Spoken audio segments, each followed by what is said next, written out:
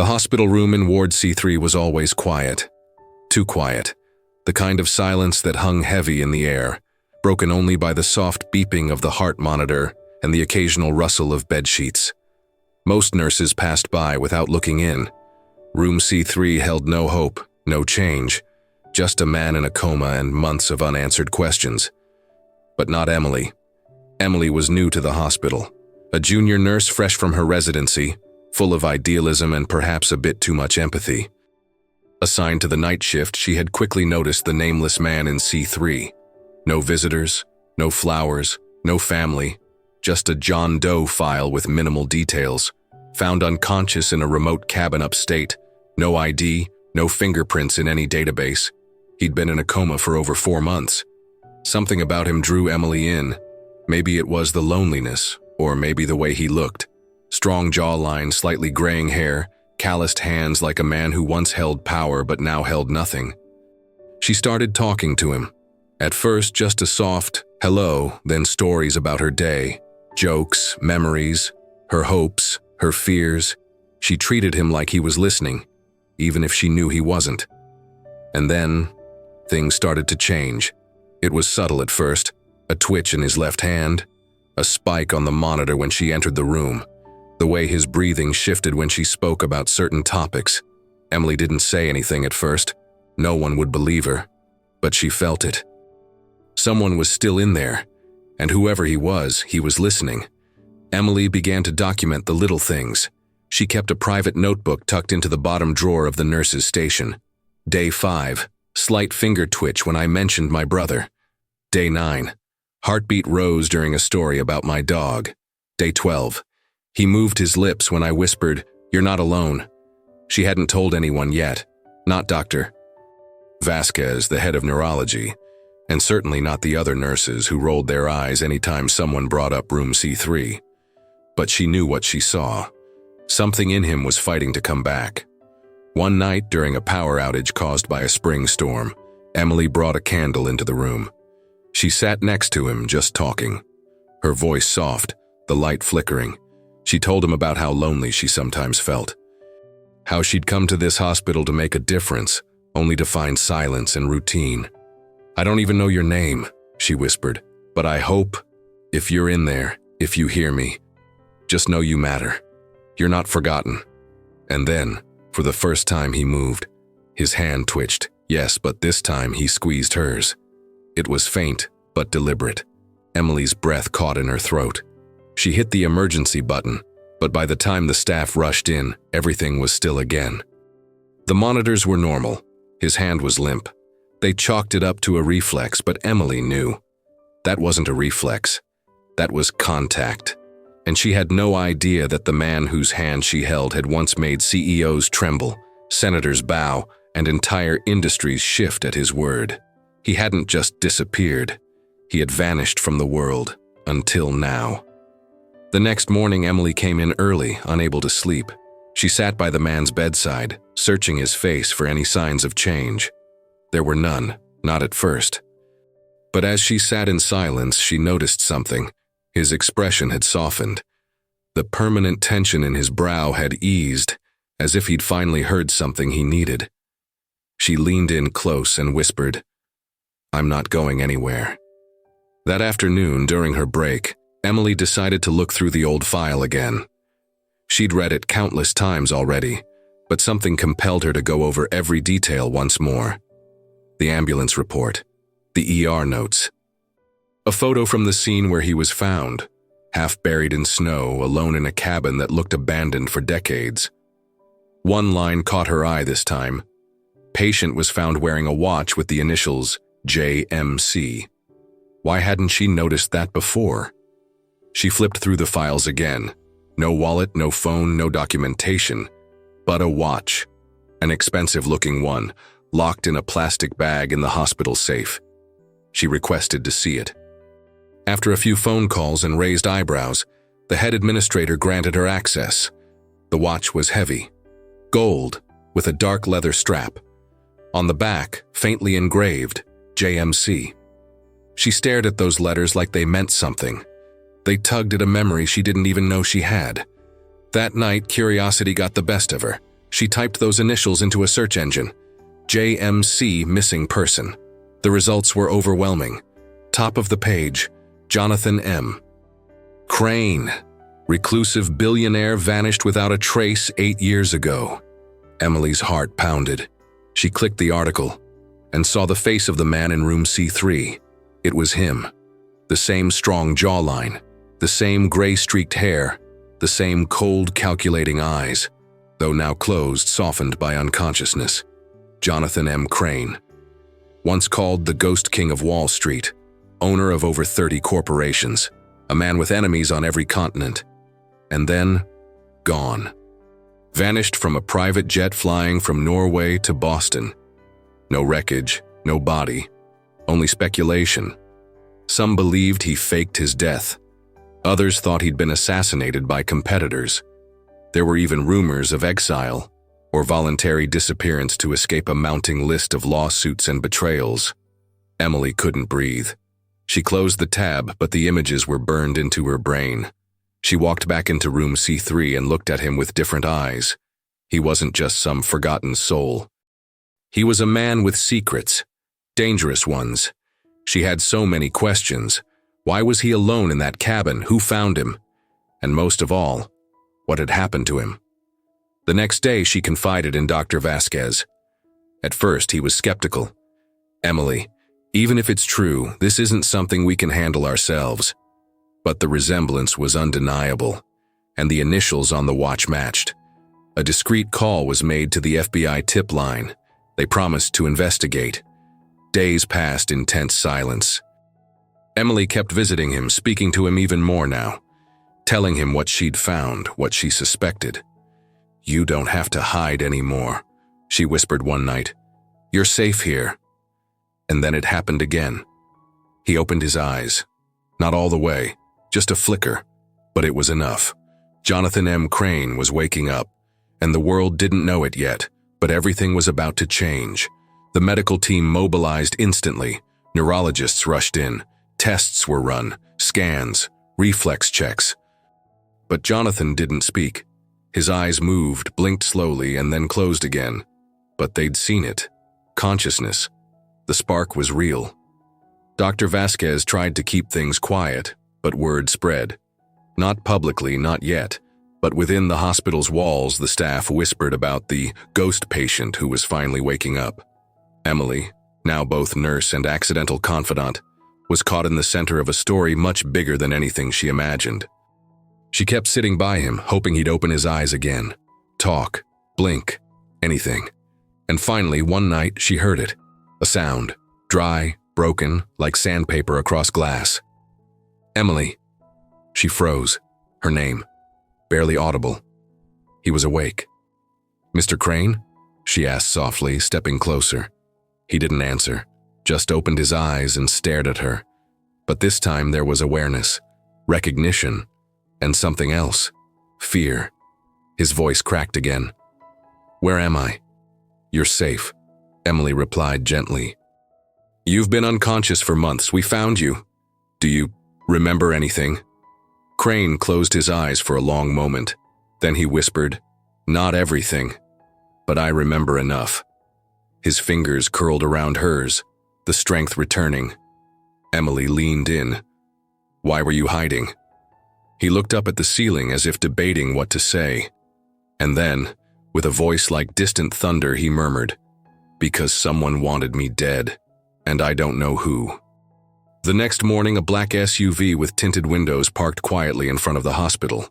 A man in a tailored suit stepped out, wearing a federal badge clipped to his coat. Agent Derek Hall, FBI. He didn't ask for directions. He already knew where room C3 was. When he arrived, Dr. Vasquez and the hospital administrator were waiting. So was Emily, who now found herself at the edge of something she no longer controlled. Hall was polite, calm, and clearly used to this kind of thing.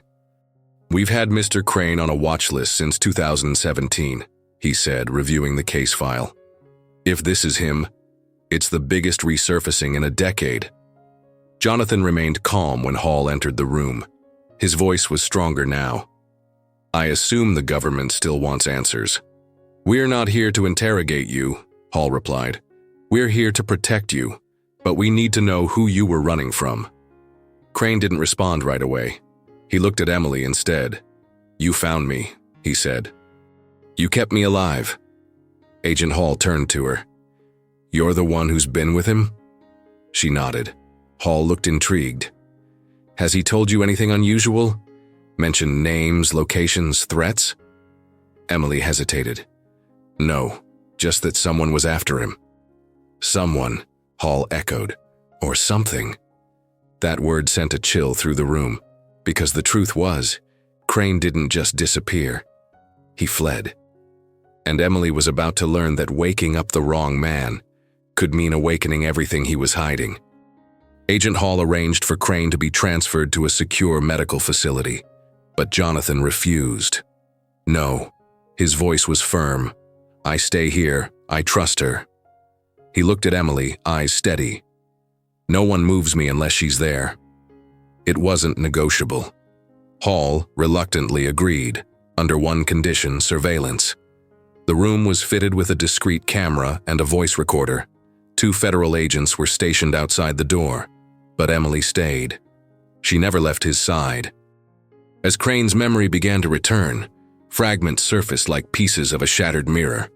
He spoke of a boardroom meeting gone wrong, a merger that never made the headlines, of encrypted files, offshore accounts, and one decision that triggered it all. "I buried something," he said one night, eyes barely open.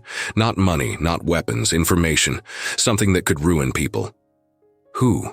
Emily asked. He hesitated. "Everyone you've ever heard of." She didn't know if he was delirious or telling the truth, but the fear in his eyes was real.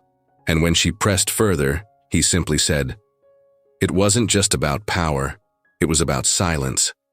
I broke a pact." Later that night, one of the federal agents outside the room vanished, just disappeared.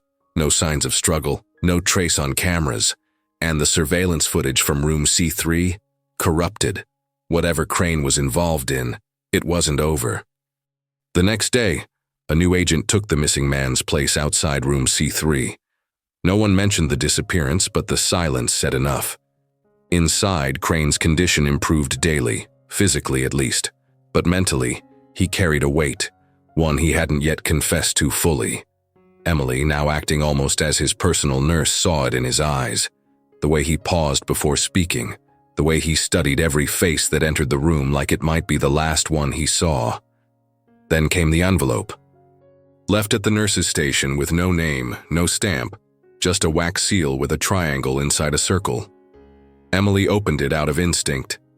Inside, a single sentence, handwritten: "He should have stayed lost." She showed it to Agent Hall. He took it without comment, but she could see his jaw clench. Someone knew Crane was alive, and they weren't happy. Crane read the note and smiled, a cold, knowing smile. "They found me." Emily sat beside him, whispering, "Who are they?" Crane exhaled slowly. "The ones who vanish people for a living. Governments, banks, tech giants. They all feed from the same trough. I had files, videos, contracts, bribes. I didn't run because I was guilty. I ran because I refused to be silent." Emily didn't know what terrified her more, the idea that he was lying, or that he wasn't. That night, another nurse received a phone call in static, with a robotic voice that said, "Do not trust him." Emily knew then, this wasn't just a comeback, it was a countdown. Things began to spiral quickly. First, the hospital's main server crashed. Emails were lost. Security footage wiped clean from the past 3 days. The IT department claimed it was a virus, but the timing was too perfect. Then a patient down the hall was found unconscious in the stairwell, his room ransacked, though nothing appeared stolen. And when Agent Hall tried to contact his supervisor, the line was dead. Literally. The entire federal line from that regional office had been shut down due to technical maintenance. Crane remained eerily calm through it all. In fact, he grew stronger. His eyes were sharper, his voice more composed. Emily confronted him. "You said you had something buried, something dangerous. Where is it?" Crane looked out the window. You're standing in it. She frowned. What does that mean? The information, he explained, isn't in a vault. It's embedded, in code, in people. I split it into 7 parts and distributed them around the world. One of them was me. He tapped his temple. You don't hide truth. You scatter it. Emily sat in stunned silence. But now, he continued, they've realized I'm back, which means they'll do whatever it takes to shut every piece down, she whispered, including you. He nodded. That night, 3 black cars were spotted circling the hospital. No plates, no headlights. And for the first time since waking up, Crane said what Emily feared most. You need to leave, before they decide you matter too. Emily didn't leave. Despite the growing danger, despite Crane's warning, she stayed.